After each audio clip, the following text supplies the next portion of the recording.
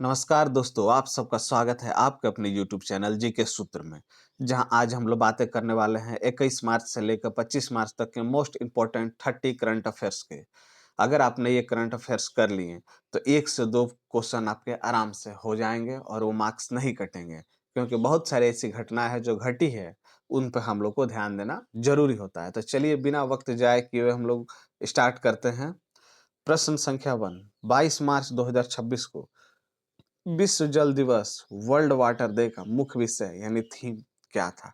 तो इसका थीम था दोस्तों जल और लिंग।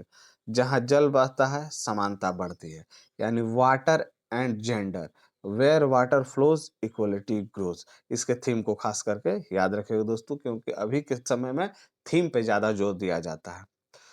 प्रश्न संख्या 2, शहीद दिवस 23 मार्च 2026 के अवसर पर माई भारत पोर्टल द्वारा किस अभियान का आयोजन किया गया? तो माई भारत पोर्टल पे दोस्तों आयोजन किया गया है कि मेरा भारत मेरी जिम्मेदारी पद यात्रा। इसका जो अभियान था वो था मेरा भारत मेरी जिम्मेदारी पद यात्रा, और 23 मार्च को शहीद दिवस मनाया जाता है।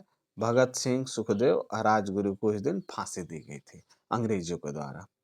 प्रश्न संख्या 3, हाल ही में विदेश व्यापार महानिदेशालय ने निर्यातकों की सहायता के लिए कौन सी योजना शुरू की है?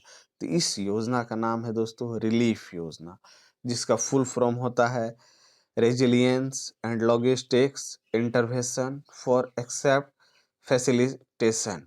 ठीक है, इसका फुल फॉर्म भी ध्यान रखिएगा, कभी कदार फुल फॉर्म भी इसका पूछ दिया जाता है। इंपॉर्टेंट क्वेश्चन है ये। प्रश्न संख्या 4, भारत कि किस सार्वजनिक क्षेत्र के उपकरण में गुरुग्राम में देश का पहला एलपीजी एटीएम लॉन्च किया गया है? मोस्ट इम्पोर्टेंट क्वेश्चन दोस्तों, क्योंकि देश का पहला एलपीजी एटीएम है वो भी भारत में। तो ये बीपीसीएल द्वारा किया गया। बीपीसीएल का फुल फॉर्म होता है भारत पेट्रोलियम कॉर्पोरेशन लिमिटेड ने गुरुग्राम में देश का पहला एलपीजी एटीएम लॉन्च किया। मोस्ट इंपोर्टेंट क्वेश्चन है, खास करके इसको ध्यान रखिएगा, एग्जाम में आने वाले क्वेश्चन है ये। विश्व व्यापार संगठन की हालिया रिपोर्ट के अनुसार 2026 में विश्व वैश्विक व्यापार वृद्धि दर कितने प्रतिशत रहने का अनुमान है? जो विश्व व्यापार संगठन है उसने एक रिपोर्ट जारी किया है 2026 में, और बताया है कि वैश्विक व्यापार वृद्धि 1.9% इस बार रह सकती है। प्रश्न संख्या 6, मोस्ट इंपोर्टेंट क्वेश्चन दोस्तों, क्योंकि ये छोटे क्वेश्चन है, हमेशा होते रहते हैं। मार्च 2026 में संपन्न अभ्यास अमोघ ज्वाला का आयोजन किया गया है। ये कहाँ पे किया गया था दोस्तों? तो ये किया गया था बवीना उत्तर प्रदेश में, Bavina field firing range Uttar Pradesh. ये भारत के जो आपसी आर्म फोर्सेस है उसके द्वारा ये अभ्यास होता है। इसमें कोई भी विदेशी देश आकर के भाग नहीं लेता है। प्रश्न संख्या 7, कि राष्ट्रीय क्वांटम मिशन के तहत सरकार ने कितने शैक्षणिक संस्थानों में क्वांटम प्रयोगशाला को मंजूरी दी है? 23, ये भी याद रखिएगा। प्रश्न संख्या 8, महाराष्ट्र गौ सेवा आयोग द्वारा गौ टेक 2026 प्रदर्शनी का आयोजन कहाँ किया गया था? ये किया गया था दोस्त पुणे में। मोस्ट इम्पोर्टेंट क्वेश्चन है, क्योंकि गौ सेवा आयोग टेक अभी आप बहुत ही गौ सेवा यानी गाय को बचाने के लिए बहुत सारा अभियान चलाया जा रहा है, इसीलिए इस चीज को ध्यान रखिएगा। हाल ही में शिपिंग कॉरपोरेशन ऑफ लिमिटेड ने मेथनॉल ड्यूल फ्यूल जहाज बनाने के लिए किसके साथ समझौता किया है? तो ये है Mazagon dockyards ship builders, Mazagon dockyard ship builder, methanol dual fuel. तक ये भी क्वेश्चन बन सकता है कि मेथनॉल ड्यूल फ्यूल का प्रयोग क्या चीज बनाने में प्रयोग किया जाता है? तो जहाज बनाने में प्रयोग किया जाता है, इस चीज को ध्यान रखिएगा। प्रश्न संख्या 10, 21 से 22 मार्च तक 2026 को डीप टेक प्री समिट कहाँ आयोजित किया गया था? तो ये किया गया था आईआईटी बॉम्बे में। डीप टेक प्री समिट, इस चीज को ध्यान रखिएगा, कहाँ आयोजित किया गया था? बॉम्बे में। 11, प्रश्न संख्या कि मार्च 2026 में किस देश ने टाटा सन्स के चेयरमैन एन चंद्रशेखर को अपना सर्वोच्च नागरिक सम्मान नाइटहुड की उपाधि दी थी?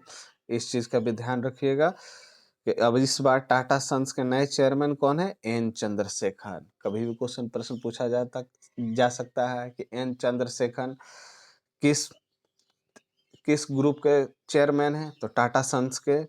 और इन्हें कौन सा सम्मान मिला है अभी? तो नाइटहुड का सम्मान मिला है। किस देश ने दिया है? तो यूनाइटेड किंगडम ने इन्हें दिया है। ब्रिटेन के राजा द्वारा एन चंद्रशेखर को भारतीय ब्रिटेन व्यापारिक संबंधों को मजबूती देने और परोपकारी कार्यों के लिए ऑनरी नाइटहुड का प्रदान किया गया है। एक उपाधि होती है जो हमें महात्मा गांधी को भी मिली थी। तो इस चीज को ध्यान में आप रखिएगा। मोस्ट इम्पोर्टेंट क्वेश्चन 12 नंबर, और ये बीपीएससी बिहार के जितने भी एग्जाम है उसके लिए मोस्ट इम्पोर्टेंट है कि बिहार दिवस जो 22 मार्च को हर साल को मनाया जाता है के अवसर पर राज्य सरकार ने किस नई पहल की घोषणा की? तो उन्होंने जल जीवन हरियाली डिजिटल डैशबोर्ड की घोषणा की है। और बिहार इस बार 114वां वर्षगांठ मना रहा है अपना गठन होने का। इस चीज को भी ध्यान आप रखिएगा। प्रश्न संख्या 13 कि भारत का कौन सा राज्य 2026 की रिपोर्ट के अनुसार खनन अर्थव्यवस्था यानी माइनिंग इकोनॉमी और राजस्व में शीर्ष पर रहा? तो इस बार दोस्तों था ओडिशा। ओडिशा ने लौह अयस्क और कोयला उत्पादन में रिकॉर्ड वृद्धि दर्ज की, जिससे वह खनन राजस्व में देश का नंबर 1 राज्य बन गया। मोस्ट इंपोर्टेंट क्वेश्चन है दोस्तों। 14 नंबर, प्रश्न संख्या 14 मार्च में 2026 में सी ड्रैगन 2026 बहुराष्ट्रीय पनडुब्बी रोधी युद्ध अभ्यास आयोजित किया गया था। ये किया गया था गुआम में, प्रशांत महासागर। यह अमेरिका नौसेना के नेतृत्व वाला अभ्यास था जिसमें अमेरिका ने इसको नेतृत्व किया था। उसमें भारत, जापान, कनाडा और दक्षिण कोरिया ने भाग लिया था। तो इस देशों का भी नाम याद रखिएगा। कभी पूछ देगा कि बहुराष्ट्रीय पनडुब्बी रोधी युद्ध में भारत के साथ और कौन कौन से देश थे? तो जापान, अमेरिका, कनाडा और अमेरिका इन्होंने। प्रश्न संख्या 15 हाल ही में खबरों में रही भव्या यानी Bharat advance vehicle and yield एयूजिमिनेशन योजना का प्राथमिक उद्देश्य क्या है? तो इसका है इलेक्ट्रिक वाहनों के लिए स्वदेशी बैटरी का निर्माण करना। इलेक्ट्रिक वाहनों के लिए स्वदेशी बैटरी का निर्माण करना और बढ़ावा देने के लिए 15,000 करोड़ रुपए की योजना शुरू की गई है। तो ये भी पूछा जा सकता है कि भव्या योजना कितने करोड़ रुपए की योजना थी? तो इसको 15,000 आप लोग टिक आउट करिएगा। अब बढ़ते हैं हम लोग अगले प्रश्न की ओर अपने। प्रश्न संख्या 16 भारत विद्युत शिखर सम्मेलन 2026 इंडिया पावर समिट का आयोजन कहाँ गया था? मोस्ट इंपोर्टेंट क्वेश्चन है दोस्तों, इस चीज को याद रखिएगा। नई दिल्ली में यशोभूमि में, नई दिल्ली में यशोभूमि में इस शिखर सम्मेलन में भारत के 2047 तक ऊर्जा आत्मनिर्भर बनने का रोड मैप पे चर्चा हुई है। तो यहाँ पे एक और क्वेश्चन बन सकता है कि भारत विद्युत शिखर सम्मेलन 2026 में भारत कब तक ऊर्जा आत्मनिर्भर बनने की सोच रहा है? तो 2047 तक। डेट को याद रखिएगा दोस्तों। प्रश्न संख्या 17 कि कृषि बीमा कंपनी AIC ने मार्च 2026 में महिला किसानों को बीमा लाभों के लिए प्रति जागरूक करने के लिए कौन सा कार्यक्रम शुरू किया? तो कृषि सखी पहल चालू किया। ग्रामीण महिलाओं को कृषि सखी के रूप में प्रशिक्षित किया जाएगा ताकि वे फसल बीमा और सरकारी योजनाओं का प्रचार प्रसार कर सकें। ये महिला से रिलेटेड क्वेश्चन है गाइस, इसको भी याद आप रखिएगा। प्रश्न संख्या 18 कि किस राज्य के प्रसिद्ध जोहा चावल की पहली खेप मार्च 2026 में यूरोप और इटली को निर्यात की गई? तो ये था असम दोस्तों। जोहा चावल अपनी अनोखी सुगंध और स्वास्थ्य लाभों यानी मधुमेह रोगों के लिए उपयुक्त है के कारण अंतर्राष्ट्रीय बाजार में मांग बढ़ा इसका, क्यों बढ़ा? क्योंकि ये मधुमेह यानी शुगर पेशेंट को लेकर बहुत अच्छा है और इसका क्या है, सबसे अनोखा सुगंध और स्वास्थ्य लाभ के कारण है। कौन सा चावल? जोहा चावल है, जिस असम में होता है और इसका यूके और इटली को दिया गया है। प्रश्न संख्या 19 गाइस, भारतीय नौसेना के मार्च 2026 के किस नए स्टील्थ फ्रिगेट का जलावतरण किया गया यानी लॉन्च किया गया? तो ये था आईएनएस तारागिरी। प्रोजेक्ट 17A के तहत यह 5वां युद्धपोत उन्नत रडार और मिसाइल प्रणालियों से लैस है। तो जो हमारा आईएनएस उन्नतगिरी है वो एक युद्धपोत है और ये रडार इसमें बहुत अच्छे लगाए गए हैं और मिसाइल प्रणालियां भी से ये लैस है यानी पूरी तरह से सुदृढ़ है। तो ये भी पूछा जा सकता है कि 2026 में नए स्टील्थ फ्रिगेट जो लॉन्च किया गया उसका नाम क्या था? तो उसका नाम था आईएनएस तारागिरी, खास करके ध्यान रखिएगा। प्रश्न संख्या 20 कि भारत और किस पड़ोसी देश के बीच डाक और पार्सल सेवा के आधुनिकीकरण के लिए समझौता ज्ञापन पर हस्ताक्षर हुए हैं? तो ये भूटान के साथ दोस्तों।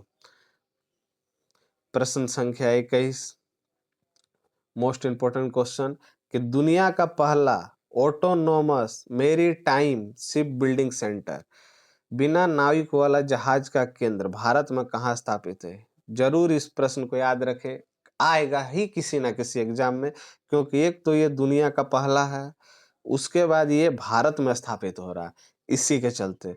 तो ये कहाँ पर है? काकीनाडा आंध्र प्रदेश में इसका स्थापित किया जा रहा है autonomous maritime ship building centre. यह एक केंद्र है और समुद्री क्षेत्र में एआई रोबोटिक्स आधारित जहाजों के निर्माण पर ध्यान केंद्रित करेगा। किस चीज में? एआई और रोबोटिक्स में।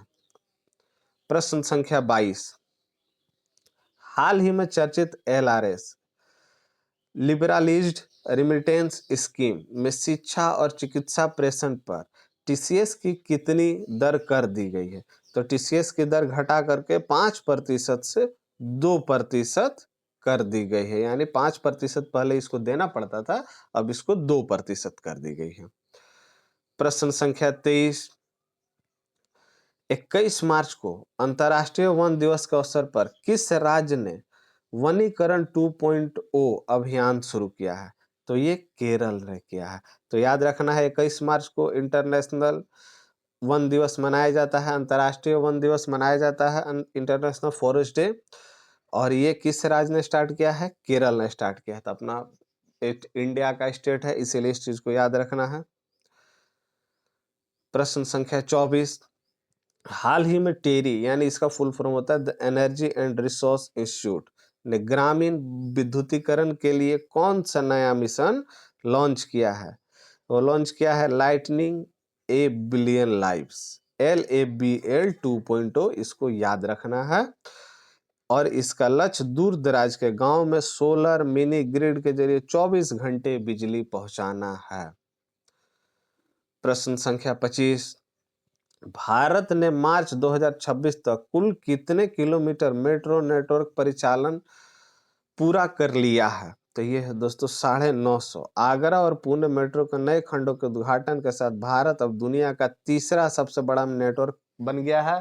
तो यहाँ पर प्रश्न ये भी पूछा जा सकता है कि मेट्रो भारत मेट्रो नेटवर्क में कितने स्थान पर है विश्व में? तो वो तीसरे स्थान पर बन गया है। कितना किलोमीटर? 950 किलोमीटर। प्रश्न संख्या 26 प्रधानमंत्री किसान सम्मान निधि यानी पीएम किसान की 12वीं किस्त 2026 में जारी की गई है। इस योजना की शुरुआत किस वर्ष हुई थी? तो इस योजना की शुरुआत दोस्तों 2019 में हुई थी 24 फरवरी को। 22वीं किस्त के रूप में 20,000 करोड़ से अधिक की राशि सीधे 9 करोड़ से अधिक किसानों के खातों में भेजी गई है। तो ये कब शुरू हुई थी? 2019 में शुरू हुई थी। प्रश्न संख्या 27 भारतीय स्टेट बैंक ने सीमा पार व्यापार वित्त पोषण यानी क्रॉस बॉर्डर ट्रेड फाइनेंस के लिए किस अंतर्राष्ट्रीय बैंक के साथ साझेदारी की है? तो है MUFG बैंक, जापान का MUFG बैंक। यह समझौता भारत और जापान के बीच निवेश प्रवाह को सुगम बनाने के लिए है।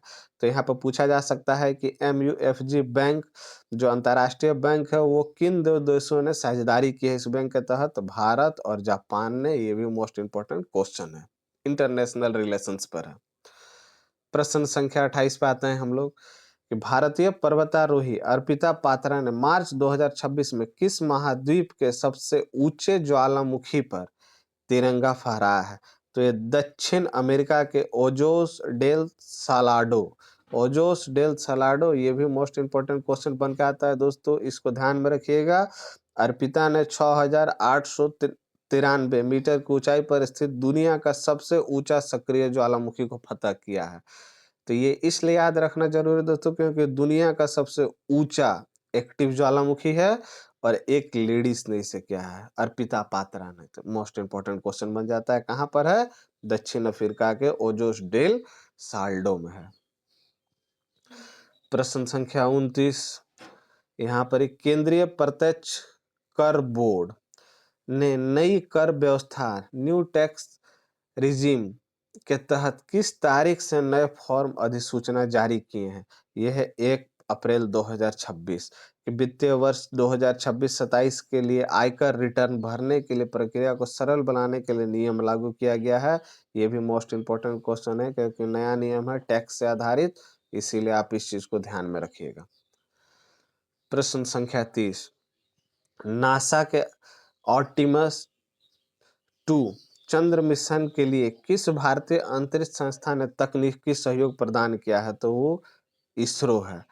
आर्टिमिस एकार्ट्स के तहत इसरो ने चंद्र कक्षा में नेविगेशन और संचार के लिए नासा के साथ डेटा साझा करने का समझौता किया है। किसके साथ? नासा के साथ। कौन सा मिशन है? आर्टिमिस 2 चंद्र मिशन है। मोस्ट इंपोर्टेंट क्वेश्चन है, ध्यान रखिएगा। हम लोग ने 30 प्रश्न कर लिया, तो आपने कितने सही किए कमेंट बॉक्स में जरूर कमेंट करें और चैनल को लाइक एवं सब्सक्राइब करें। मिलते हैं हम लोग नेक्स्ट वीडियो में।